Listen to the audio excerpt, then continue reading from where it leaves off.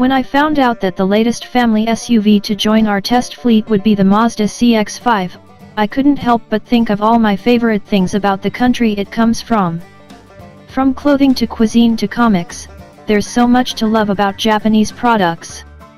I'm always happy with a bento box for lunch, and my new running shoes make burning off the calories that bit easier afterwards. And it's the same story with cars, as the Japanese-built models I've run over the years have been brilliant. The previous Mazda I ran for Auto Express was the 3-hatch, and I was looking forward to finding out how the latest model compared with the fun-to-drive hatchback. You can see the connection when you hop in, but the driving experience is what really impresses. Despite being a high-riding SUV, the CX-5 is still great from behind the wheel. The grippy chassis, well-weighted controls and slick 6-speed manual gearbox all contribute to a superb driving experience. The engine is another highlight. It's a 2.2-liter 4-cylinder diesel that's not only punchy and powerful, but quiet and smooth as well. Thanks to refinements made with this new model, it's a great companion for the many motorway miles I do every week. It's quiet at a cruise, and the performance allows me to overtake slower traffic at a moment's notice. I'm also glad to be back in a car with non-adaptive cruise control.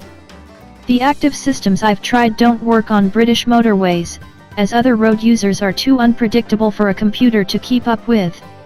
With the normal cruise, I can use my own judgment about when I'll need to change my speed. I've been enjoying the agile CX-5's handling away from the motorway as well, since it rides reasonably well on bumpy roads. It's not as smooth as the best cars in its class, such as the Skoda Kodiaq, though. Still, I'm glad that the CX-5 has a similarly pleasing driving position to my previous Mazda 3, which in the SUV is low enough to be immediately comfortable to sit in, but not so low as to hamper visibility. It's not quite so easy to see out of the back of the car, but the reversing camera on our model takes the stress out of parking. The Mazda's interior has been really well thought out. The control weights, button placement, and useful boot shape are good examples.